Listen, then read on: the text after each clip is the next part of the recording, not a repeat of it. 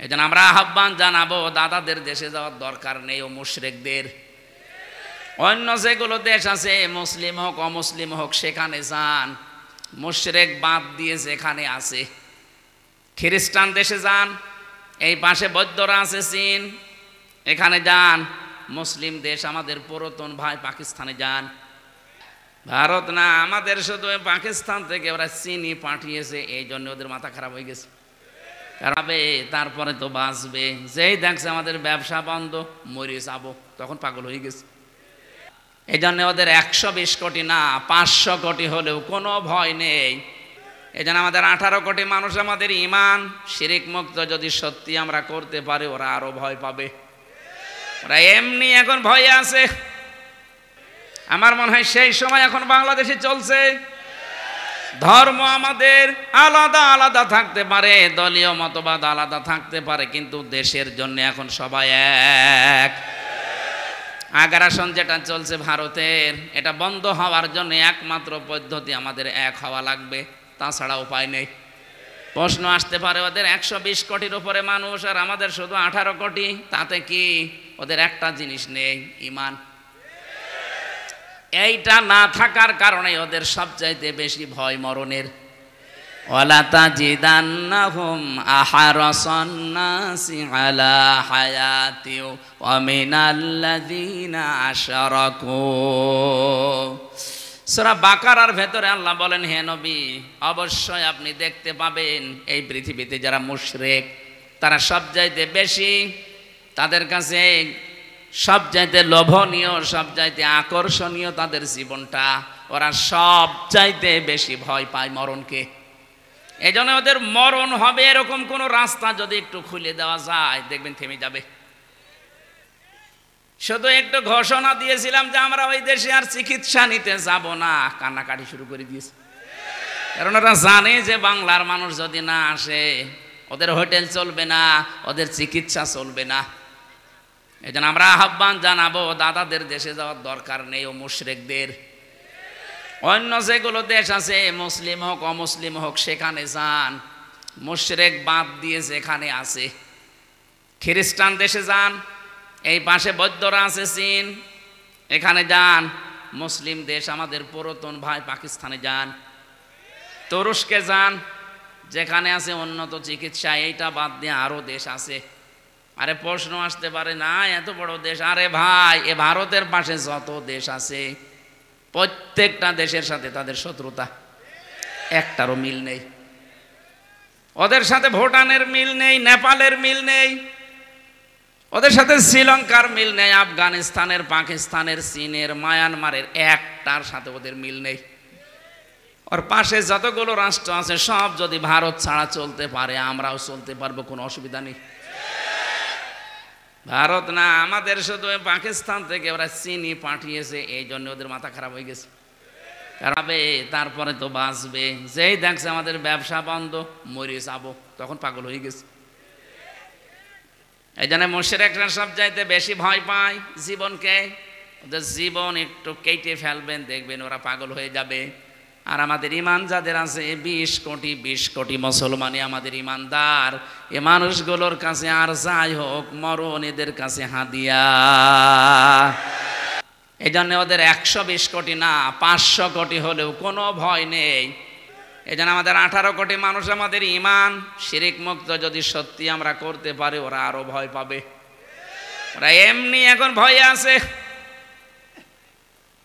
আমাদের এখন এই যে চট্টগ্রাম আর ঢাকার মাঝখানে ফেনী, এখানে একটু চিকন হয়ে গেছে, সরু। ওরা চাচ্ছে যে চট্টগ্রামটা নিতে পারলে এই রাস্তাটা বন্ধ করে দিলে ওই জায়গা ওদের হয়ে যাবে। আরে ভাই আপনি কি যৌতুক নেবেন নাকি? মেয়ে তো আপনাকে আমরা দেইনি, মেয়ে তো পালিয়ে গেছে। আর পালানো মেয়ের আবার যৌতুক কিসের? পালিয়ে গেছে কিন্তু বিয়ে তো আমরা মানি না, কারণ মুসলমানের বিয়ে কোনো মুশরিকের সাথে জায়েজ নেই। এটা আমি বানালাম। সূরা বাকারা 2 নম্বর পারা 14 নম্বর পৃষ্ঠার 4 নম্বর লাইনের 221 নম্বর আয়াতে আছে, ওয়ালা তানকিহুল মুশরিকাতি হাত্তা হাত্তা ইউমিননা। এরপরে আছে ওয়ালা তুনকিহুল মুশরিকিনা হাত্তা ইউমিনু। মুশরিক পুরুষকে অতক্ষণ পর্যন্ত বিয়ে করা মুসলিম নারীর জন্য জায়েজ নেই যতক্ষণ ওই লোকটা মুসলমান না হবে। আমার মেয়ে পালিয়ে গেছে ঠিক, কিন্তু সে তো হাসি। আপনি আপনার সাথে যে বিয়ে দেব কি করে দেব? আপনি তো ফুল হাতা। ফুল হাতা না, যেটা আমার দাদা দাদা বলে ডাকি সারে, ও কি হাফ হাতা না ফুল হাতা? আর আমরা এখানে ফুল হাতা আছে, আছে দু একটা তো থাকবে। ওই যে ওইটা ফুল হাতা, হ্যাঁ হ্যাঁ ওইটা, হ্যাঁ মুসলমানি দিয়েছো, ওইটাও শেষ। এতটুকু বাচ্চা মুসলমানি দিয়ে হাফ হাতা হয়ে গেছে, আর দাদা মুরব্বী কব ভরে যাবে এখনো। তো ওর সাথে আমাদের মেয়ে দেব কি করি? মেয়ে যখন পালিয়ে গেছে থাক, বিয়ে যেন না হয়। আর বিয়ে না হলে যৌতুকের প্রশ্ন আসবে। সুতরাং কলকাতার যে সাংবাদিক এই হকার ময়ূর রঞ্জন এ যা শুরু করেছে, আমার মনে হয় ওর পেছনে কিছু দেওয়া দরকার। ওর হাতে একটা হ্যারিকেন আর পেছনে জিনিস দিয়ে বল থাক। পাগল হয়ে গেছে না? মঞ্চে বসা সম্মানিত ব্যক্তিবর্গ, সামনে বসা মুসলমান ভাইরা, পর্দার আড়ালের সম্মানিতা মা এবং বোনেরা, প্রাণ প্রিয় পাবনাবাসী, এই একটাই মাত্র জেলা বাংলাদেশে আছে, এদের কোনো ভাবনা নেই। ভাবনা না থাকলে হবে? ভাবনা থাকা লাগবে। আল্লাহ পাক বলেন আফা হাসিবতুম আন্নামা খালাকনাকুম আবাসা, তোমরা কি মনে করো যে এমনি এমনি আল্লাহ তোমাদেরকে বানিয়েছে, অনর্থক কোনো কাজ কাম নেই, কোনো উদ্দেশ্য নেই। ওমা খালাকনাস সামাওয়াতি ওয়াল আরদা ওমা বাইনাহুমা বাতিলা যালিকা যান্নুল্লাযীনা কাফারু ফাওয়াইলুল লিল্লাযীনা কাফারু মিনান নার।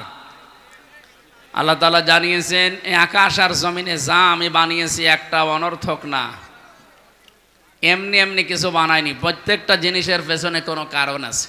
শুধু কাফেররাই ধারণা করে যে কোনো উদ্দেশ্য না, এমনি বানিয়েছে না। এ 15.5 বছরে যারা ছিল তারা যেমন এমনি ছিল, এভাবে কোনো কারণে না, এমনি। আপনি দেখেছেন না, নির্বাচিত হয়েছি এই ঘোষণা দিত তারা, যে নির্বাচিত হয়েছি, মিছিলও বের করত। অথচ নির্বাচিত হওয়া লাগে যে পদ্ধতিতে, তার নাম নির্বাচন। তার নাম কি? 15.5 বছরে তো নির্বাচনই হয়নি, তাই আপনি নির্বাচিত হইলেন কি করে?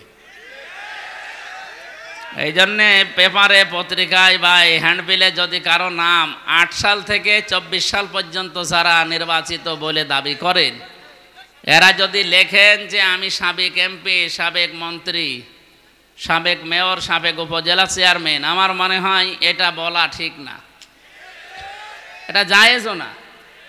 আপনি এতটুকু লিখতে পারেন যে সাবেক চোর, এতটুকু লেখা যায়। যেহেতু আপনি চুরি করেছিলেন এই কারণে এতটুকু লিখতে পারেন যে সাবেক চোর বা সাবেক ডাকাত, এতটুকু পারেন। যে কোনো একটা জিনিস তো ডাকাতি করেছিলেন, হয় ভোট ডাকাতি করেছেন, না জনগণের সম্পদ ডাকাতি করেছেন, কথা বলেন না কেন? এই জন্য এই সমস্ত বিষয়গুলো সামনে যারা বিশেষ করে 8 থেকে 24 এই কয়েকটা নির্বাচনে যারা নির্বাচিত হয়েছে বলে দাবি করেন, যা ছিল যেহেতু সবই অবৈধ, সুতরাং আপনিও অবৈধ। আমরা সামনে এরকম কোনো মানুষের নাম পেলে, পত্রিকায় যদি আসে, হ্যান্ডবিলে আসে, আপনি ভালো করে পোস্টারে লিখে দেবেন যে সাবেক অবৈধ চোর। চোরও অবৈধ, চুরিও করবে জায়েজ পন্থায়, সেভাবেও করেনি। সুতরাং আল্লাহ আমাদেরকে কিন্তু এমনি এমনি আন্দাজে অনর্থক বানায়নি। ভাবনা ছাড়া ভাবনার মানুষ চলতে পারবে? আর ভাবনা, চিন্তা ভাবনা করে চলা লাগবে সামনে। ওমা খালাকতুল জিন্না ওয়াল ইনসা ইল্লা লিয়াবুদুন। মানুষ আর জিন আল্লাহ বানিয়েছেন একটা উদ্দেশ্য নিয়ে, সেটার নাম ইবাদত। তার নাম কি? আল্লাহ আমাদেরকে ইবাদত করার জন্য যেহেতু বানিয়েছেন, আমরা আল্লাহর বান্দা হয়ে ইবাদত করব, এই নিয়তে যারা এসেছি বলেন আলহামদুলিল্লাহ। আপনারা তো ওয়াজ সব শুনেই ফেলেছেন, বড় ভাইয়ের পরে আমার কথা চলবে। আপনারা ওয়াজ যেহেতু শুনে ফেলেছেন, আমরা কোরআনে কারিম থেকে তাফসীরুল কোরআন মাহফিল লেখা দেখলাম, আমরা তাফসীর আকারে সূরা হুদ থেকে মাত্র একটা আয়াত পড়েছি, আয়াত নাম্বার 9। এই এরা কথা বলে কেন, কি আশ্চর্য! আপনি একটু পিছিয়ে বসেন তো ভাই, হয়েছে? ঠিক আছে, এই কলে যেন আর কারণ ডিস্টার্ব না হয়, আপনি একটু পিছিয়ে বসেন, একটু পিছিয়ে বসেন। হ্যাঁ ঠিক আছে, দূরে তো, ঠিক আছে, সুস্থ মানুষ যান, দোয়া করে। আপনারা জানেন উনি অ্যাক্সিডেন্ট করেছিল কিছুদিন আগে, এখনো স্বাভাবিক হতে পারেনি, অসুস্থ। তারপরও আপনাদের এখানে প্রায় 2 ঘন্টা মতো যারা কথা বলেছেন, আল্লাহ রাব্বুল আলামিন ওনাদের কথাগুলো আমাদের প্র্যাকটিক্যাল লাইফে আমল করার তৌফিক যেন দান করেন। মানে আমরাও পারি না, আপনারাও ছাড়েন না, আল্লাহু আকবার, সেরকম হয়ে গেছে। আজকে 4টা চলছে আর একটা আছে। এটা শুধু পাবনা জেলায় মনে হয় এই নিয়ম আছে, বাংলাদেশে আর সাতক্ষীরায় আছে, তাছাড়া বাংলাদেশে আর কোনো জেলায় আমি পাইনি যে সারা রাত এসব করা লাগবে। কোরআনের পাখি শহীদ আল্লামা দেলাওয়ার হোসাইন সাইদি রহমতুল্লাহ আলাইহে, ওনার চাইতে বড় বক্তা নাকি আমরা? বলেন। ওনারা কথা বলতেন সর্বোচ্চ রাত 9টা 9:30 শেষ হয়ে যেত, আর আমাদের মানে 11টা 12টা না হলে নাকি ওয়াজই ছাঁটে না। এই নিয়মটা পাল্টাতে হবে। আগামী থেকে আপনারা মাহফিল আমি তো কমিয়ে দেব, সামনে এত মাহফিল আর নেব না, কমিয়ে দেব। এক এক জেলায় হয়তো সর্বোচ্চ 2টা 3টা করে দেওয়া লাগবে। সারা বাংলাদেশ যেহেতু যাওয়া লাগে, আর আমাকেও বেঁচে থাকা লাগবে, পরিবারে সময় দেওয়া লাগবে। 3টা বছর তো পরিবারে সময় দিতে পারিনি, ভেতরে ছিলাম, এই জন্যে সামনে থেকে একটু লিমিট করে নেওয়া লাগবে, শরীরও পারছে না। আল্লাহ আজকে যখন নিয়ে এসেছেন এই সাথিয়ার ময়দানে, এটা শহীদ মতিয়ার রহমান নিজামীর এলাকা, ওনার বাড়ি এখানে না? আল্লাহ তাকে শাহাদতের সর্বোচ্চ মাকাম যেন দান করেন। আমি 21 তারিখে, জানুয়ারি মাসের 21 তারিখে সামনে পাবনা দারুল আমান ট্রাস্ট শহীদ মাওলানা আব্দুস সুবহান রহমতুল্লাহ আলাইহে, ওনার ওখানে যাব। আপনাদেরকে দাওয়াত দিতে বলেছে, আমরা দিয়ে গেলাম। যদি এত দূর থেকে যেতে পারে, ওখানে দেখবেন এশার নামাজ পড়েই তুলে দেবে। রাত 7টায় বাজতে যদি নামাজ শুরু হয়, 7:30টার ভেতরে প্রধান বক্তা তুলে দেবে। 8টা 9টায় মাহফিল শেষ। ওরা বলে যে নাকি যে সারা দেশের মানুষের স্লোগান যে মানুষ আসে না। মানুষ আসবে না মানে? পাবনা দারুল আমান ট্রাস্টের চাইতে আপনার মাহফিল বড় নাকি? সেখানে মানুষ যায় কি করে? আমরা নিয়মই বানিয়ে ফেলেছি এইটা, যেন আগামী থেকে এই নিয়মটা পাল্টাবেন। কত মানুষ এখন ফজরের নামাজ পড়বে না জানেন? অনেকে এশার নামাজও পড়েনি, ও নিয়ত করে আসে যে ফজরও পড়বো। ওয়াজ করেন, ওয়াজ শুনতে ভালো লাগছে। আরে ভাই, ওয়াজ যে করবো কি দিয়ে করবো? যেটা দিয়ে ওয়াজ করবো ওইটাই যদি না হয়, তো আপনি ওয়াজ শুনেই করবেন কি? এই জন্য অন্তত ফজরের নামাজ যেন আমি সহ কারো কামাই না হয়। কে কথা বলে না কেন? এই নিয়ত করা যাবে না আজকে। যদি আপনি টের নাও পান, তাও নামাজ জামাতে পড়ার সওয়াব পেয়ে যাবেন ইনশাআল্লাহ। এই জন্য সুস্থ থাকতে যারা আল্লাহর ইবাদত করে, এ মানুষগুলো যখন অসুস্থ হয়ে যায়, নবীজি জানিয়েছেন অসুস্থ যদি কেউ হয়ে যায়, সুস্থ থাকতে যে ইবাদতের ধারাবাহিকতা ছিল, অসুস্থ হয়ে গেলে ওটা চলতেই থাকে। আমি এখন সুস্থ অবস্থায় যদি 1000 বার আল্লাহর নাম উচ্চারণ করি, আস্তাগফিরুল্লাহ পড়ি, অসুস্থ হয়ে আর পড়তে পারলাম না, যতদিন বিছানায় পড়ে থাকবো, যদি একেবারে জীবনের শেষ দিন পর্যন্ত আমি অসুস্থ থাকি, যেহেতু আমি কন্টিনিউ করতাম, এই সারা জীবন এখন আমার এই ইবাদতটা চালু থাকবে। জোরে বলেন আলহামদুলিল্লাহ। তাহলে এরকম কিছু কিছু কাজ আমাদের করা দরকার, যেন জারি থাকে, নাকি বলেন? তাহলে আমাদেরকে আল্লাহ যেহেতু ইবাদতের জন্য তৈরি করেছেন, তার উদ্দেশ্য এটা। আল্লাহ রাব্বুল আলামিন আমাদের আদি পিতা হযরত আদম আলাইহিস সালামকে, এরা কি মানুষ না কলেরা? কি কথা বলেন কেন? কলেরাই হবে।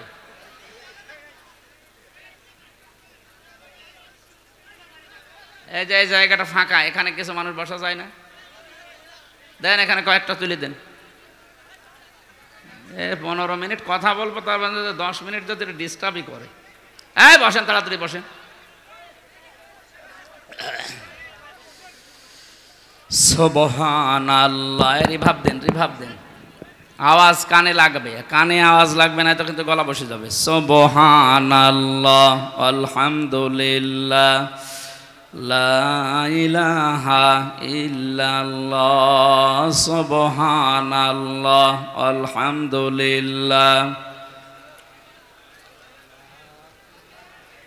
সুবহানাল্লাহ, আলহামদুলিল্লাহ, লা ইলাহা ইল্লাল্লাহ, লা ইলাহা ইল্লাল্লাহ, মুহাম্মাদুর রাসূলুল্লাহ। পাবনাবাসী, আমাদেরকে আল্লাহ যেহেতু ইবাদতের জন্য বানিয়েছেন, ইবাদতটা আগে আমাদের জানা লাগবে যে ইবাদতটা কি। কোরআনে কারিমে আল্লাহ পাক এই পৃথিবীতে ইবাদত যদি আমরা করতে রাজি থাকি তাহলে আমাদেরকে জানিয়েছেন যে আগে কয়েকটা কাজ করে নাও, তারপরে ইবাদত করো। ইন কুনতুম ইয়াহু তা'বুদুন, যদি তোমরা আল্লাহর ইবাদত করতে রাজি থাকো তাহলে তোমাদেরকে কয়েকটা কথা আগে জানিয়ে নেই। এই বসেন, বসেন, খালি ডিস্টার্ব করে। ইয়া আইয়ুহাল্লাযীনা আমানু কুলু মিন তাজ্জিবাতি মা রাযাকনাকুম ওয়াশকুরু লিল্লাহ। সূরা বাকারার 172 নম্বর আয়াতে আছে, ঈমানদারেরা আগে হালাল খাও। কুলু মিন তাজ্জিবাতি মা রাযাকনাকুম, তোমরা খাবে ওই রিজিক যেটা পবিত্র, স্বাস্থ্যসম্মত এবং রুচিশীল। শুধু খাবার হলেই, হালাল হলেই খাওয়া যাবে না। খাবার এবং হালাল এইটা হলেই সব জিনিস খাওয়া যায় না, ওটা রুচিশীল, স্বাস্থ্যসম্মত। কথা বলেন না কেন? এ পৃথিবী অনেক কিছু হালাল আছে আমাদের জন্যে, কিন্তু আমরা খাই না। কি? এই যে নাক দিয়ে যেটা আসে এটা কিন্তু হালাল। কি এটা হালাল না? আপনি কথা বলছেন না কোন কারণে? এটা হালাল না? এটা আলেম না মনে হয়। এই বলেন নাক দিয়ে যেটা আসে এটা কিন্তু হালাল। এটা হালাল কিনা বলেন? কেউ যদি এখন পিরিজে করে বলে ভাই মাখন মনে করে খান, খাবেন? কেন? এটা রুচিতে নেয় না। কথা বলেছেন? এই জন্য হালাল হলেই খাওয়া যাবে না, এটা রুচিশীল হওয়া লাগবে, স্বাস্থ্যসম্মত হওয়া লাগবে, পবিত্র হওয়া লাগবে, হালাল হওয়া লাগবে। এটা আল্লাহ আগে জানিয়েছেন যে ইবাদত করতে যদি তোমরা রাজি থাকো তাহলে তোমাদেরকে বলছি কুলু মিন তাজ্জিবাতি মা রাযাকনাকুম ওয়াশকুরু লিল্লাহ। আমি আল্লাহর শুকরিয়া আদায় পরে আগে হালাল রুজির ব্যবস্থা করো। অনেক মানুষ এদেশে আমরা দেখতে পাচ্ছি সারা জীবন হারাম ইনকাম করে করে পাহাড় জমায়, শেষ বয়সে একবার হজ করে উনি আল্লাহর ওলি হয়ে এখন শুকরিয়া আদায় করছে না। আপনি আগে হালাল খাবারের বন্দোবস্ত করেন। এই হালাল খাবারের ব্যবস্থা আমরা তৈরি করতে পারি না, হারাম ইনকামে ছেয়ে গেছে। শেষ বয়সে যে শুকরিয়া আদায় করবেন হজ করার মাধ্যমে, নামাজ পড়ার মাধ্যমে, মসজিদের সভাপতি ক্যাশিয়ার হওয়ার মাধ্যমে হবে না। কি করে ছাতা করতে আসলাম এত রাত্রে? আমি কি আর কি মারছি আপনার সাথে? ভলান্টিয়ার লাগবে না, ওর কানের নিচে দুইটা চড় দিন, ভলান্টিয়ার লাগবে না। আর কি করার জন্য এসেছে? আপনারা জায়গা আরো বড় করতে পারতেন। মানুষ যেহেতু আসে, জানেন মানুষ এখন কোনো বাধা নেই। এই আমি কিন্তু একেবারে মানে নরম ভাষায় বলছি, যেখানে দাঁড়িয়ে আছেন দাঁড়িয়ে থাকেন, বসে আছেন বসে থাকেন। কথা বললে আপনার কিন্তু খবর আছে। একটা জিনিস বোঝাতে হলে একটু একটু বসিয়ে নেওয়া লাগবে না? আমি একটা জায়গায় তো যাবো নাকি, কথা বলেন কোন করেন? এদিকে দেখেন তো কেউ কথা বলছে কিনা? এদের কষ্ট হচ্ছে না? এরা দাঁড়িয়ে আছে না? আবার কথা বলে যেটা কথা বলো কানের নিচে একটা চট দেন না কেন? দেন চট দেন।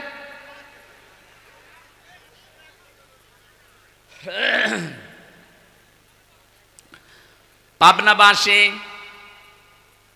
আমি যেটা বোঝাতে চাই, এ পর্যন্ত এসে আজ বাংলাদেশে এই 53 বছর আমরা দেখতে পাচ্ছি বহু মানুষ ইনকামের এই বিষয়টা গুরুত্ব দিতে চায় না। বাবা শাহজালাল, মদের কাছে কুত্তা বিড়াল সব হালাল, এই থিওরি নিয়ে ঘুষ সুদ যত রকমের আছে সব উনি খাচ্ছে। শেষ বয়সে একবার হজ করে উনি মনে করছে আমার আর কোনো অসুবিধা নেই। না, এই জন্য আল্লাহ শুকরিয়া আদায় করবেন আল্লাহর। যদি এবাদত করতে ইন দিয়েছেন, শর্ত লাগিয়েছেন, যদি এবাদত করতে আপনি রাজি থাকেন, আপনাকে আল্লাহ জানিয়েছেন আগে হালাল খাবারের বন্দোবস্ত করেন। তো সেই পরিবেশ কি বাংলাদেশে এখনো গড়ে উঠেছে? বলেন। এই জন্য তো দিন কায়েম করা দরকার। এটা নিয়ে যদি আমরা সবাই আজ একমত হয়ে যেতাম যে দিন কায়েম না করলে হালাল রুজি উপার্জন করা সম্ভব না। কারণ যতদিন এদেশে দিন কায়েম হবে না ততদিন যাকাত ভিত্তিক অর্থনীতি রাষ্ট্রীয়ভাবে কায়েম হবে না। আর যাকাত যতদিন এদেশে রাষ্ট্রে না আসবে, আল্লাহর কসম এদেশে যেই বাস করবে, ডাইরেক্ট হোক আর ইনডাইরেক্ট হোক, ও সুদখোর। আপনি কি মনে করছেন এই টুপিটা দেখতে অনেক সুন্দর লাগছে, এর ভেতরে সুদ আছে? প্রশ্ন আসতে পারে, হুজুর আপনি সুদ দিয়ে টানা, আমি সুদ খাই না, কিন্তু এই টুপিটা যে ফ্যাক্টরিতে বানিয়েছে ওই মালিক ব্যাংক থেকে লোন নিয়েছে। কথা বলে না কেন? এদেশের যে সিস্টেম, আপনি অর্থনৈতিকভাবে যদি সত্যি যাকাত এদেশের সরকারিভাবে কায়েম করতে না পারেন, এই জন্য নামাজের কথা আল্লাহ যেখানে দিয়েছেন সঙ্গে সঙ্গে দিয়েছেন যাকাতের কথা। তো এইটা কি ওয়াজ করে কায়েম করা যায়? কি লাগে? ক্ষমতা লাগে। কি লাগে? এই ক্ষমতা। এই জন্যই তো ইসলামকে নিয়ে যাওয়া লাগবে, যেন যাকাত সরকারিভাবে কায়েম করতে পারে। আর এটা ওখানে কায়েম হয়ে গেলে দেশের প্রত্যেকটা মানুষ তখন হালালকে হালাল, হারামকে হারাম জানার পরে ছেড়ে দিতে পারবে। আর এইটাই আমরা চাই। আমরা যারা সত্যিই ইসলাম মেনে চলি, আল্লাহর কসম এদেশে একামতে দিনের দায়িত্বে যারা আছে, ওদের মনের কথা, ওদের জ্ঞানের কথা এইটাই, কোনো দিন তারা এটা চায় না যে আমরা ক্ষমতায় বসে থাকবো না। আমরা ক্ষমতাকে আল্লাহর আখিরাতে জান্নাতের একটা মাধ্যম বানিয়েছি, কারণ আমরা হালালকে হালাল, হারামকে হারাম, এটা প্রমাণ করতে হলে ক্ষমতা লাগবে। কারণ এমন এমন জায়গা আছে সেখানে ওয়াজে হয় না, সেখানে কোরআন শরীফ হাদিস শরীফের আইনগুলো বাস্তবে প্রয়োগ করা লাগে। নবীজিকে এজন্য যেদিন তিনি হিজরত করবেন সেদিন শিখিয়েছিলেন, আকুর রব্বি আদখিলনি মুদখালা সিদকি ওয়া আখরিজনি মুখরাজা সিদকি ওয়াজআল লি মিন লাদুনকা সুলতানান নাসীরা। আল্লাহ পাক বলেন, হে নবী এই দোয়া আমার কাছে করেন, আল্লাহ তুমি এই ঘর থেকে বের করে দিলে নিরাপদে বের করে দিও, রাস্তায় যেন কোনো বিপদ আপদ না হয়।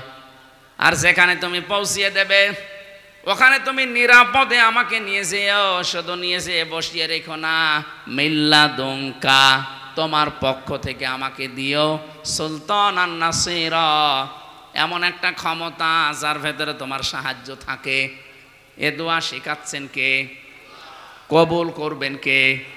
আপনি বলেন তো, আমি যদি আপনাকে বলি যে এইভাবে এইভাবে দরখাস্ত লেখেন, তার মানে আমি বলে বলে দিলাম যে এইভাবে লেখেন, ওটা আমি যদি বলে দেই আমি গ্রহণ করব না। আল্লাহ শিখিয়ে দিচ্ছেন যে এইভাবে আমার কাছে দোয়া করেন।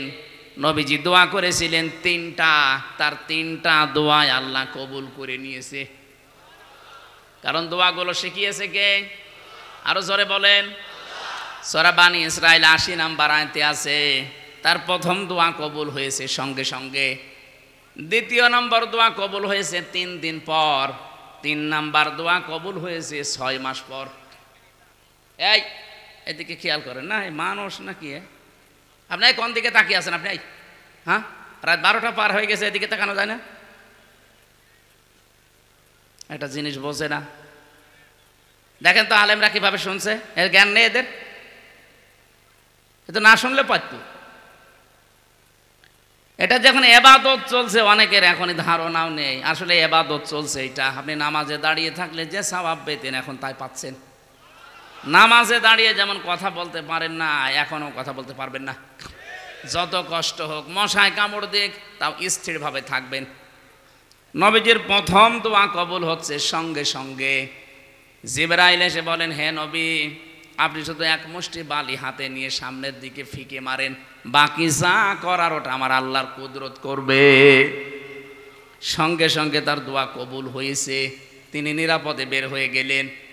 দ্বিতীয় নম্বর দোয়া কবুল হয়েছে 3 দিন পর। কয়দিন? উনি যে বলেছিলেন আমাকে নিরাপদে বের করে দাও, একেবারে গাড়ে সোর, যেখানে 3.5 ঘন্টা সময় লেগেছে আমার মতো যুবক মানুষের উঠতে। এখন তাও তো সিঁড়ি করা আছে, কোনো লতা পাতা ধরে ওঠা যায়। আর 1500 বছর আগে নবীজি যখন উঠেছিলেন তখন তো এরকম সিঁড়ি করা ছিল না। আমার এই 3.5 ঘন্টা লাগলে তাও 4-5 জায়গায় আমি বসেছিলাম। চিন্তা করেন তো মুহাম্মদুর রাসূলুল্লাহ এবং আবু বকরের কত ঘন্টা লেগেছে। কমপক্ষে ওই সময় 5-6 ঘন্টা লাগার কথা, এত উপরে। তাও এই 1500 বছরের ভেতরে পাহাড়টা তো অনেক কেটে কুটে ছোট করে ফেলেছে। তখন কত উপরে ছিল। এই জায়গা পর্যন্ত কাফেররা পৌঁছিয়ে গিয়েছিল। নবীজিকে আল্লাহ ওই জায়গা থেকেও বাঁচিয়েছিলেন। কবুতরে ডিম পেড়েছে, মাকড়সা জাল বনিয়েছে, কাফেরদের চোখে আমার আল্লাহ পর্দা ফেলে দিয়েছিলেন। হযরতে আবু বকর ওই সময় পর্যন্ত চিন্তায় তিনি বলেছিলেন, হে নবী, আমরা তো মনে হয় ধরা পড়ে গেলাম। নবীজির ঈমান ওই সময় এত পাকা, এত পোক্ত ছিল। নবীজি বললেন, লা তাহজান ইন্নাল্লাহা মা'ানা। কখনো না, আমরা দুইজন না, আমাদের সাথে আরেকজন আছে। কে? আল্লাহ এই কথাটা শুনে এত বেশি খুশি হয়েছিলেন। রব্বুল আলামিন বলেন, সঙ্গে সঙ্গে আমি আল্লাহ তাকে বাঁচানোর যত পদ্ধতি সব আবিষ্কার করে দিয়েছি। ওই যে মাকড়সার জাল, কবুতরের ডিম পাড়া, ভেতরে যে সাপের কামড় থেকে আমার আল্লাহ মুক্ত করে এই থুথুর মাধ্যমে, থুথু মোবারকের মাধ্যমে বাঁচিয়ে দেওয়া, 3 দিনের ভেতরে আমার আল্লাহ এটা করেছিলেন। উনি যে বললেন, আল্লাহ আমাকে বের করে দেন নিরাপদে, রাস্তায় যেন জানিয়ে যাবেন নিরাপদে। যদিও বিপদ এসেছিল, আল্লাহ বাঁচিয়ে দিয়েছেন ওই দোয়ার কারণে। 3 নাম্বার দোয়া কবুল হয়েছিল 6 মাস পর। কত? ওখানে যে তিনি দল তৈরি করেছিলেন, নিজের যা ছিল এখান থেকে ইহুদি, খ্রিস্টান, মুশরিক সবার সাথে জোট গঠন করে ঐক্যবদ্ধ হয়ে আগে দেশ বাঁচিয়েছেন মদিনাকে। বহির্শত্রু থেকে আমরা সবাই মদিনাকে বাঁচাতে চাই, এই জন্য আমরা সবাই এক। হয়তো ধর্ম আমাদের আলাদা আলাদা, কিন্তু দেশ আমাদের সবার। আমার মনে হয় সেই সময় এখন বাংলাদেশে চলছে। ধর্ম আমাদের আলাদা আলাদা থাকতে পারে, দলীয় মতবাদ আলাদা থাকতে পারে, কিন্তু দেশের জন্য এখন সবাই এক। আগ্রাসন যেটা চলছে ভারতের, এটা বন্ধ হওয়ার জন্য একমাত্র পদ্ধতি আমাদের এক হওয়া লাগবে, তাছাড়া উপায় নেই। প্রশ্ন আসতে পারে, ওদের 120 কোটির উপরে মানুষ আর আমাদের শুধু 18 কোটি, তাতে কি? ওদের একটা জিনিস নেই, ঈমান। এইটা না থাকার কারণে ওদের সবচাইতে বেশি ভয় মরণের। ওয়ালা তাজিদান্নাহুম আহরাসান নাসি আলা হায়াতি ওয়া মিনাল্লাযিনা আশরাকু। সূরা বাকারার ভেতরে আল্লাহ বলেন, হে নবী, অবশ্যই আপনি দেখতে পাবেন এই পৃথিবীতে যারা মুশরিক, তারা সবচাইতে বেশি, তাদের কাছে সবচাইতে লোভনীয়, সবচাইতে আকর্ষণীয় তাদের জীবনটা। ওরা সবচাইতে বেশি ভয় পায় মরণকে। এই জন্য ওদের মরণ হবে এরকম কোন রাস্তা যদি একটু খুলে দেওয়া যায়, দেখবেন থেমে যাবে। শুধু একটু ঘোষণা দিয়েছিলাম যে আমরা ওই দেশে আর চিকিৎসা নিতে যাব না, কান্নাকাটি শুরু করে দিয়েছে। কারণ ওরা জানে যে বাংলার মানুষ যদি না আসে, ওদের হোটেল চলবে না, ওদের চিকিৎসা চলবে না। এই জন্য আমরা আহ্বান জানাবো, দাদাদের দেশে যাওয়ার দরকার নেই। ও মুশরিকদের, অন্য যেগুলো দেশ আছে, মুসলিম হোক অমুসলিম হোক, সেখানে যান। মুশরিক বাদ দিয়ে যেখানে আছে, খ্রিস্টান দেশে যান, এই পাশে বৌদ্ধরা আছে চীন, এখানে যান, মুসলিম দেশ আমাদের পুরাতন ভাই পাকিস্তানে যান, তুরস্কে যান, যেখানে আছে উন্নত চিকিৎসা। এইটা বাদ দিয়ে আরো দেশ আছে। আরে প্রশ্ন আসতে পারে না, এত বড় দেশ, আরে ভাই এ ভারতের পাশে যত দেশ আছে প্রত্যেকটা দেশের সাথে তাদের শত্রুতা, একটারও মিল নেই। ওদের সাথে ভুটানের মিল নেই, নেপালের মিল নেই, ওদের সাথে শ্রীলঙ্কার মিল নেই, আফগানিস্তানের, পাকিস্তানের, চীনের, মায়ানমারের একটার সাথে ওদের মিল নেই। ওর পাশে যতগুলো রাষ্ট্র আছে সব যদি ভারত ছাড়া চলতে পারে, আমরাও চলতে পারবো, কোনো অসুবিধা নেই। ভারত না, আমাদের শুধু পাকিস্তান থেকে ওরা চিনি পাঠিয়েছে, এই জন্য ওদের মাথা খারাপ হয়ে গেছে। তারপরে তো বাঁচবে, যেই দেখছে আমাদের ব্যবসা বন্ধ, মরে যাবো, তখন পাগল হয়ে গেছে। এই জন্য মুশরিকরা সব চাইতে বেশি ভয় পায় জীবনকে। ওদের জীবন একটু কেটে ফেলবেন, দেখবেন ওরা পাগল হয়ে যাবে। আর আমাদের ইমান যাদের আছে 20 কোটি মুসলমানই আমাদের ইমানদার, এ মানুষগুলোর কাছে আর যাই হোক মরণ এদের কাছে হাদিয়া। মরণের বিছানায় এই মানুষগুলো যখন আষাঢ় খেয়ে পড়বে, সূরা নাহাল 32 নম্বর আয়াত, আল্লাহ পাক বলেন, আল্লাযীনা তাতাওয়াফাহুমুল মালাইকাতু তাইয়্যিবিনা ইয়াকুলুনা সালামুন আলাইকুম উদখুলুল জান্নাতা বিমা কুনতুম তা'মালুন। এদেশের ইমানদার, যাদের ইমান পবিত্র, যাদের ইমান, কথা বলা লাগবে। এই যে তাজ্জিবিনা শব্দটা এদের মাঝে আছে, এ তাজ্জিবিনা মানে শুধু পোশাকের পবিত্রতা না, শুধু দেহের পবিত্রতা না, পবিত্র হওয়ার জন্য অনেকগুলো জিনিসকে আপনার পবিত্র করা লাগবে। তার ভিতরে 1 নম্বরে আপনার ইমানকে। আর ইমানকে পবিত্র করার সর্বোত্তম ঔষধ শিরিক মুক্ত হওয়া লাগবে। আমাদের দেশে শিরিক ছিল না, এখন নেই। ও জাতি, শিরিক মুক্ত হওয়া লাগবে, এইটাই হচ্ছে পবিত্রতা। এটা বিশ্বাসের শিরিক। আমাদের ধর্মের ভেতরে অনেক শিরিক ঢুকে পড়েছে বিভিন্ন, এই শিরিক থেকে আমাদের আকীদা, আমাদের ঈমান, আমাদের বিশ্বাস, এগুলো থেকে যদি আমরা পবিত্র হতে পারি, বিছানায় যখনই পড়ে থাকবেন মরণের ফেরেশতা আসবে, 1টা 2টা না, মালাইকা বহু বচন, এসে বলবে কোনো ভয় নেই, কোনো চিন্তা নেই।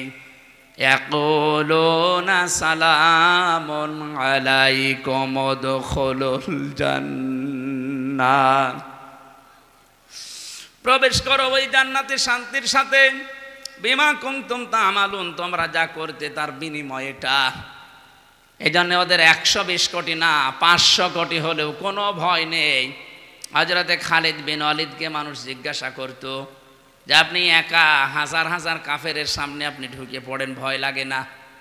উনি বলেন, আমি নবীজির কাছে শুনেছি ঈমান যাদের আছে এই মানুষগুলো জিন্দা, ঈমান যাদের নেই এগুলো মুর্দা। 1000 লাশ পড়ে আছে মুর্দা, আমি একটা জিন্দা মানুষ, আমি এখানে ঘুরে আসতে পারবো কিনা? কথা বলে না কেন? তা আমি যখন জিহাদের ময়দানে যাই, আমি যেহেতু ঈমান আছি, আমি জিন্দা, আমার সামনে যা দেখি কাফের, ও তো সব মুর্দা। এই জন্য অস্ত্র একটা হাতে নিয়ে, ছড়ি নিয়ে যদি একটা ঘোরণ মেরে ঘুরে আসি, আমি জানি যে সব তো মুর্দাও নড়তে পারবে না। আল্লাহ পাক আমার ঈমানের ভেতরে এমন কিছু সেই সময় দিয়ে দেয়, আমি যেন এই বিশ্বাস নিয়ে যাচ্ছি যে আমি একাই জীবিত, আর সব মরে গেছে। এই জন্য আমাদের 18 কোটি মানুষ, আমাদের ঈমান শিরিক মুক্ত যদি সত্যি আমরা করতে পারি, ওরা আরো ভয় পাবে। ওরা এমনি এখন ভয়ে আছে। আমাদের এখন এই যে চট্টগ্রাম আর ঢাকার মাঝখানে ফেনী, এখানে একটু চিকন হয়ে গেছে, সরু। ওরা চাচ্ছে যে চট্টগ্রামটা নিতে পারলে, এই রাস্তাটা বন্ধ করে দিলে ওই জায়গা ওদের হয়ে যাবে। আরে ভাই, আপনি কি যৌতুক নেবেন নাকি? মেয়ে তো আপনাকে আমরা দেইনি, মেয়ে তো পালিয়ে গেছে। আর পালানো মেয়ের আবার যৌতুক কিসের? পালিয়ে গেছে কিন্তু বিয়ে তো আমরা মানি না, কারণ মুসলমানের বিয়ে কোনো মুশরিকের সাথে জায়েজ নেই। এটা আমি বানালাম, সূরা বাকারা 2 নম্বর পারা 14 নম্বর পৃষ্ঠার 4 নম্বর লাইনের 221 নম্বর আয়াতে আছে ওয়ালা তানকিহুল মুশরিকাতি হাত্তা ইউমিননা। এরপরে আছে ওয়ালা তুনকিহুল মুশরিকিনা হাত্তা ইউমিনু। মুশরিক পুরুষকে অতক্ষণ পর্যন্ত বিয়ে করা মুসলিম নারীর জন্য জায়েজ নেই যতক্ষণ ওই লোকটা মুসলমান না হবে। আমার মেয়ে পালিয়ে গেছে ঠিক, কিন্তু সে তো হাসি। আপনি আপনার সাথে যে বিয়ে দেব কি করে দেব?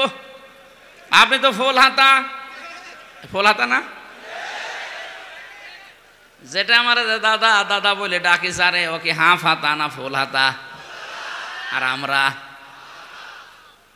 এখানে ফুল হাতা আছে, আছে 2-1টা তো থাকবে। এই যে ওইটা ফুল হাতা, হ্যাঁ হ্যাঁ ওইটা, হ্যাঁ মুসলমানি দিয়েছো, ওইটাও শেষ। এতটুকু বাচ্চা মুসলমানি দিয়ে হাফাতা হয়ে গেছে, আর দাদা মুরব্বী কব ভরে যাবে এখনো। তো ওর সাথে আমাদের মেয়ে দেব কি করি? মেয়ে যখন পালিয়ে গেছে থাক, বিয়ে যেন না হয়। আর বিয়ে না হলে যৌতুকের প্রশ্ন আসবে। সুতরাং কলকাতার যে সাংবাদিক এই হকার ময়ূর রঞ্জন এ যা শুরু করেছে, আমার মনে হয় ওর পেছনে কিছু দেওয়া দরকার। ওর হাতে একটা হ্যারিকেন আর পেছনে জিনিস দিয়ে বল থাক। পাগল হয়ে গেছে না? ও কি জানছে যে দেশে কিছু নেই, কিন্তু ইমান আছে? ওর মতো কি আমরা মুশরিক? চোখ তুলে তাকান, পেছনে সত্যি জিনিস দিয়ে দেব। আর হাতে হাতে সাংবাদিক নামে কলঙ্ক একটা, ওরে হকার দিয়ে ভালো হইতো। হকারেরও একটা সম্মান আছে। কি করে লাফাই দেখেছেন?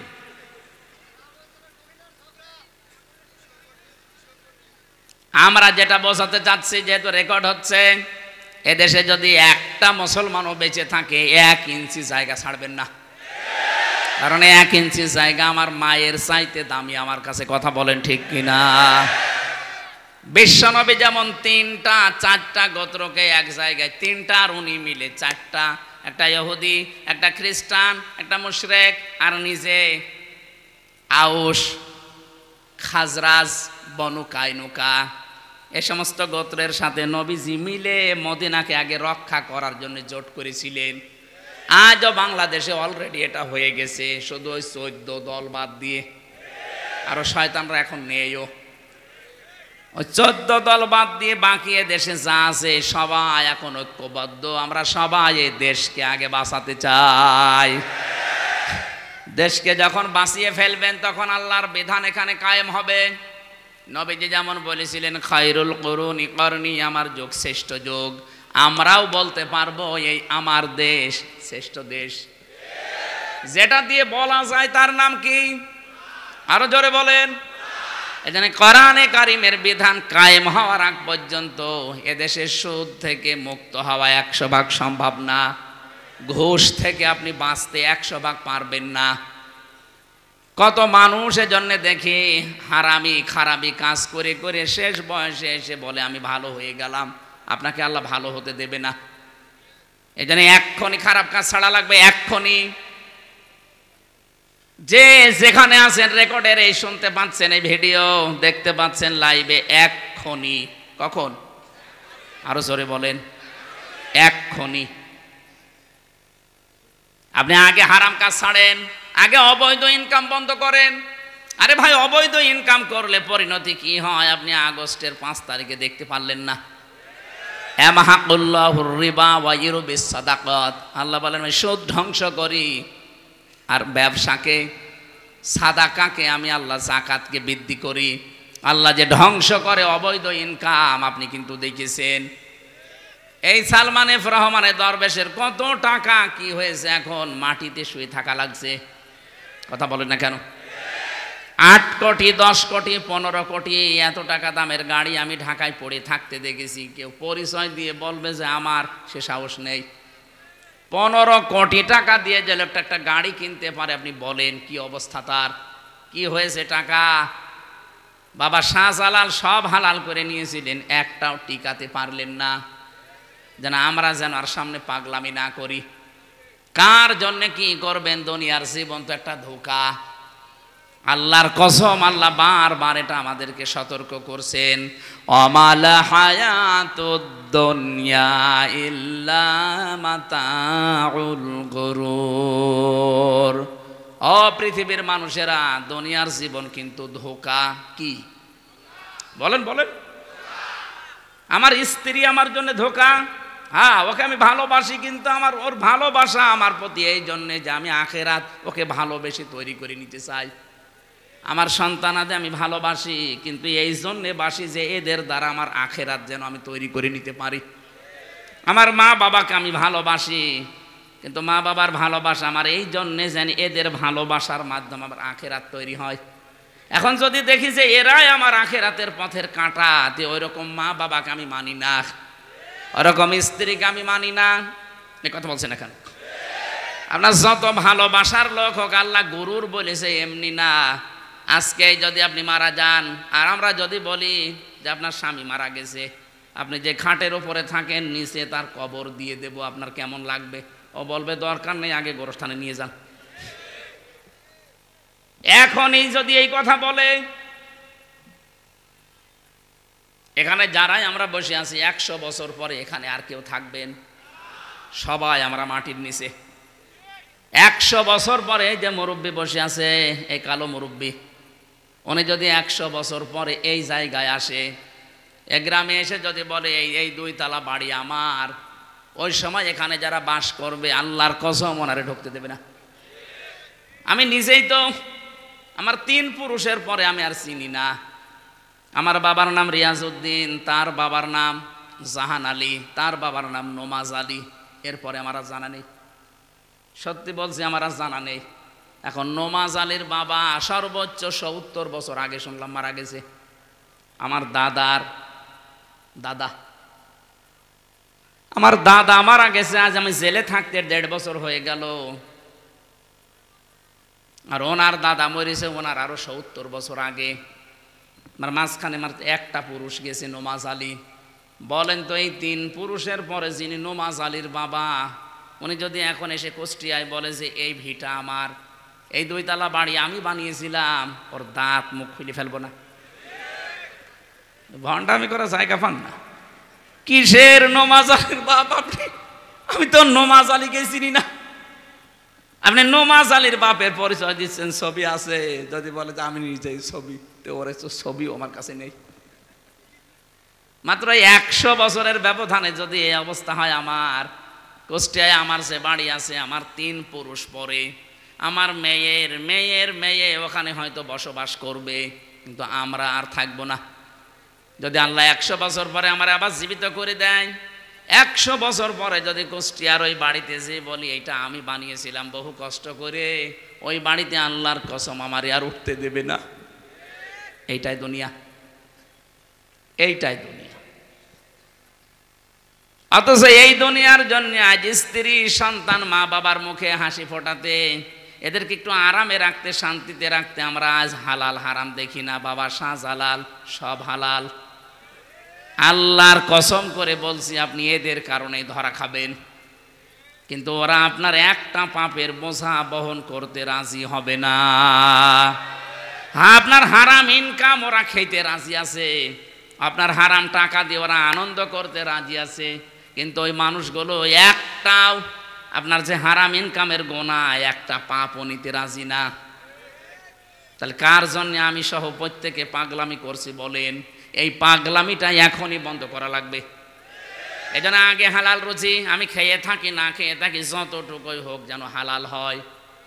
এরপরে আমার শুকরিয়া আদায় যতটুকু। এই জন্য আয়াতের প্রথম কথা, কুলু মিন তাইয়্যিবাতি মা রাযাকনাকুম ওয়াশকুরু লিল্লাহ। আগে হালাল খাবারের ব্যবস্থা করো পৃথিবীর ইমানদারেরা, এরপরে আমি আল্লাহকে ডাকো। আল্লাহ পাক শুধু আমার ইমানদারকে না, রসুলদেরকে, যত রসুল দুনিয়ায় পাঠিয়েছিলেন, রসুল না রসুল, যত রসুল পাঠিয়েছেন বহু বচন দিয়ে আল্লাহ জানিয়েছেন, ইয়া আইয়ুহার রাসূলু কুলু মিন তাইয়্যিবাতি মা ওয়া'মালু সালিহা। হে রাসূলেরা, আল্লাহ বলেন হে রাসূলেরা, কুলু তোমরা খাও, মিন তাজ্জিবাতি পবিত্র খাবার, ওয়া'মালু আর আমল করো, সালিহা ভালো কাজ। আগে কি আমলের কথা না আগে খাবারের কথা? এজন্য খাবারের ব্যবস্থা আগে আমরা যাই করছি না কেন? যারা মাঠে ঘাটে চাষাবাদ করেন, যারা চাকরি বাকরি ব্যবসা বাণিজ্য যাই করেন না কেন, এটা যেন হালাল হয়। হালাল কর্মজীবন তৈরি না করে এই পরিবেশ যদি কায়েম না হয়, আবারও সামনের সময় আসতেছে মসজিদের ইমামরা আবারও কিন্তু সঠিক কথা বলতে পারবে না। কারণ এই দেশের 100টার 95টা মসজিদের সভাপতি, সেক্রেটারি, ক্যাশিয়ার এখন এরকম মানুষ যারা সারা জীবন সৌদার ঘোষের সাথে জড়িত ছিল।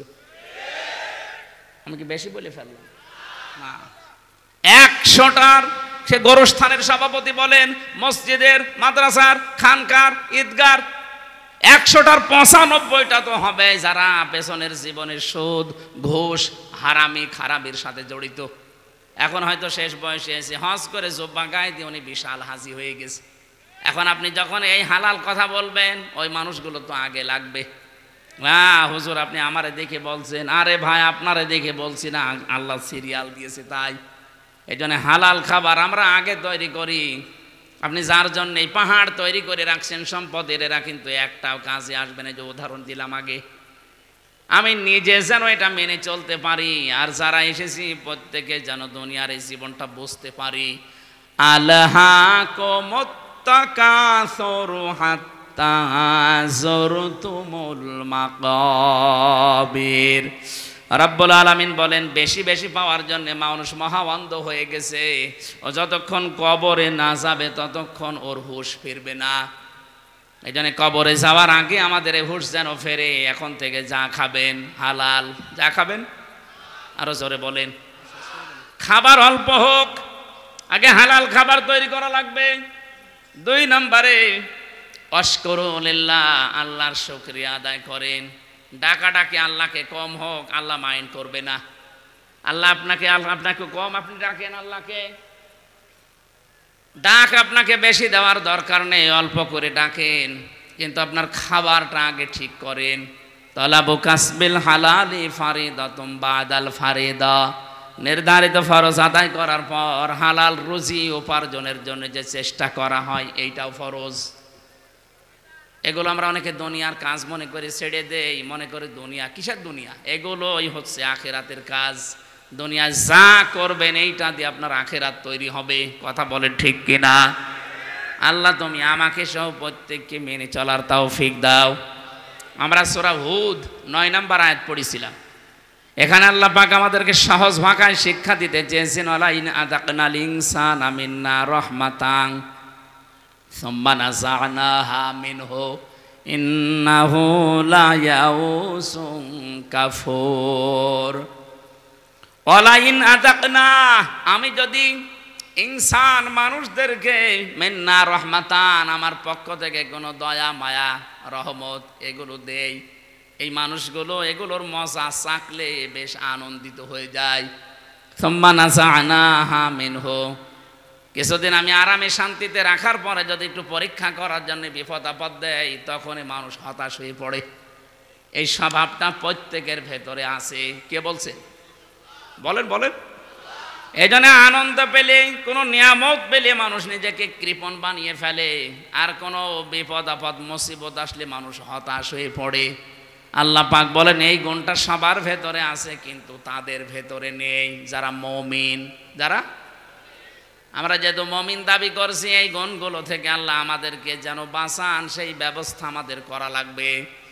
দুনিয়ার ময়দানে হাত চলতে ফিরতে গিয়ে কিছু কিছু সময় আল্লাহ আপনাকে নিয়ামত দেবে, টাকা পয়সা ধন দৌলত সুস্থ রাখবে। এগুলো পেয়ে যেন আপনি এই সুস্থতা ধন দৌলত পেয়ে হারাম কাজে যাবেন না। অনেকের আগে সচ্ছলতা ছিল না, এখন সচ্ছলতা পেয়েছে, এটা পাওয়ার পরে হারাম কাজে জড়িয়ে পড়ে, হয়তো বিভিন্ন জেনার দিকে এগিয়ে যায়। এ কথা বুঝতেছেন? আল্লাহ এই জন্য জানিয়েছেন, যখন আমি তাকে 7 চাকায়, এই যে জাউকুন মানে মজা চাকা, পৃথিবীর প্রতি যে জিনিসের একটা স্বাদ, একটা মজা আছে না নেই? যে জিনিস আপনি দেখবেন, খাবেন, দেখবেন ওর থেকে একটা স্বাদ পাওয়া যায়, মজা পাওয়া যায়। আল্লাহ পাক বলেন মানুষের যে ঈমান আছে, ঈমানেরও একটা স্বাদ আছে। মান যাকা তা'মাল ঈমান, মানে রাদিয়া বিল্লাহি রাব্বা ওয়া বিইসলামি দীনা ওয়া বিমুহাম্মাদির রাসূলিল্লাহ সাল্লাল্লাহু আলাইহি ওয়াসাল্লাম নাবিয়্যা ওয়া রাসূলা। রাহু মুসলিম। রব্বুল আলামিন জানিয়েছেন নবীজির মাধ্যমে, এটা আব্বাস রাদিয়াল্লাহু তাআলা আনহু থেকে বর্ণিত। নবীজির চাচা বলেন ওই লোকটা ঈমানের স্বাদ পেয়েছে যে আল্লাহকে রব পেয়ে খুশি আছে। যে ব্যক্তি ইসলামকে জীবন ব্যবস্থা পেয়ে খুশি আছে, আর যে ব্যক্তি মুহাম্মাদুর রাসূলুল্লাহকে নবী এবং রসুল পেয়ে খুশি আছে। এই তিনটা জিনিস যদি আমাদের ভেতরে থাকে, মাস্ট বি, অবশ্যই আমরা ঈমানের যে মজা, স্বাদ, এটা পাবো। আল্লাহ আমাদেরকে স্বাদ আর ঈমানের মজা পাওয়ার তৌফিক দেন, আমিন। তাহলে নিয়ামত পেলে আমরা যেন গুনার কাজে জড়িয়ে না পড়ি, আর যখন আল্লাহ বিপদ আপদ মুসিবত দেয় সেই সময় যেন হতাশ হয়ে না পড়ি। সব কিছু স্বাভাবিক রাখবেন। যত বিপদ মুসিবত আসবে না কেন, আমি স্বাভাবিক, আমি অস্থির না, আমি চিন্তিত না, আমি দুঃখিত না, কারণ আমি ঈমান ভেতরে নিয়ে এসেছি, আমি ঈমানদার। আমি তো ওই মুশরিকদের মতো না, ইহুদিদের মতো না, খ্রিস্টানদের মতো না। আমার একটা আলাদা পরিচয় আছে, আমি ঈমানদার, আমি নামাজি, মুসল্লি। এই জন্য আমার ভেতরে হতাশা কাজ করবে না। দুনিয়া একদিকে চলে যাক, বাংলাদেশ যদি ভারত দখল করে নাও, তারপরে হতাশা আসতে যাবে না, কোনো চিন্তা নেই। দেশ ওইটাও এইটাও সবই আল্লাহর। ওটা যদি ওরা আমাদেরকে নিয়ে নেয়, তখন পুরা দেশটা পাবো। এ দেশের মতো 29টা দেশ, তখন আর ভিসা লাগবে না, পুরা দেশে আল্লাহর কালেমা ছড়াতে পারবো। কথা বলেন না কেন? আমরা জানি যে ওরা এত পাগলামি করবে না, কারণ ওরা জানে যে এখানে 18 কোটি মুসলমান বাস করে। যদি আমরা সব এক করে নেই, শেষে নিজের পায়ে নিজে কোড়াল মারা হবে। এমনি যে হারে মুসলমান হচ্ছে, শুধু কোরআন শরীফ তুলে দেব। সেদিন যশোরের এক কলেজের অধ্যাপক, বিসিএস ক্যাডার, ওরে বলেছিলাম যে স্যার আপনি শুধু আমাদের ধর্মীয় গ্রন্থ বুঝে পড়বেন 3 মাস, আপনাকে আমি মুসলমান হওয়ার জন্য বলি না। এক এক প্রদেশে যাব, একবারে 5,000 মুসলমান হয়ে যাবে। ঠেকা এবার। আমি জানি দাদারা এই পাগলামি করবে না, কিন্তু ভয় দেখাচ্ছে। ওরা ভয় দেখালেও আমরা যেন ভয় না পাই, আমরা স্বাভাবিক। আমরা আল্লাহ আমাদেরকে এই মাঝে মাঝে নিয়ামত দেবে, মাঝে মাঝে পরীক্ষা করবে। আমরা যেন হতাশ হয়ে না পড়ি। এই কারণে আল্লাহ আমাদের পরীক্ষায় উত্তীর্ণ হওয়ার তৌফিক দিন, আমিন। আমি আজকে আর চালাতে পারছি না, তো আর একটা আছে, আজ 5টা চলছে।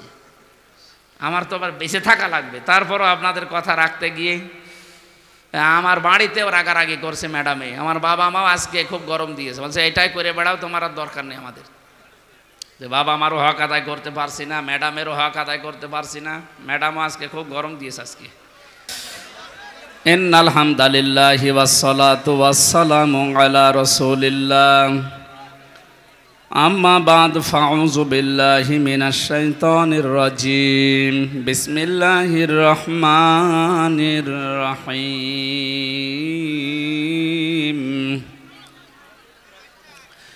ওয়ালাইন আযাকনাল ইনসানা মিন্না রাহমাতান সুম্মা নাযা'নাহা মিন ইন্নাহু লা ইয়াউসুন কাফুর।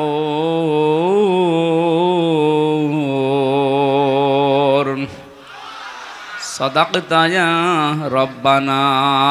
আল্লাহুম্মা সাল্লি আলা সাইয়্যিদিনা মাওলানা মুহাম্মাদ ওয়ালা আলি সাইয়্যিদিনা মাওলানা মুহাম্মাদ।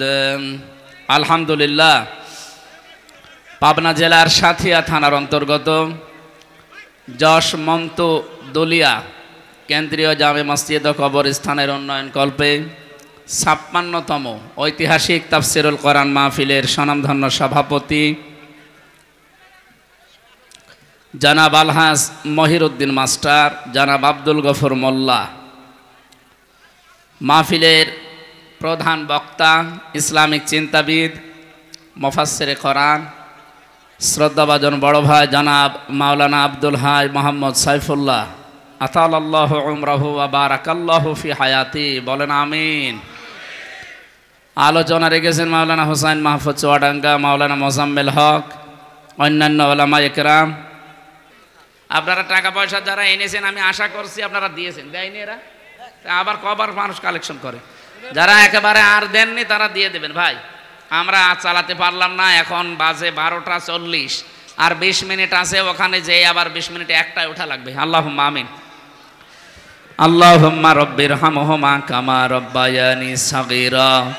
আল্লাহ তাআলা এই বিশাল খেদমতে যারা আঞ্জাম দিল কোরআনের প্রচারে, এলাকার মানুষগুলোকে কোরআনের জন্য তুমি কবুল করে নাও। প্রায় 1-1.5 কিলোমিটার এরা সাজিয়েছে, নিজেদের বাড়ি ঘর এরা তো সুন্দর করে সাজায় না। কোরআনে কারিমের জন্য যারা এত কষ্ট করেছে, এত বিউটিফাই করেছে, এদের জীবন তুমি বিউটিফাই করে দাও।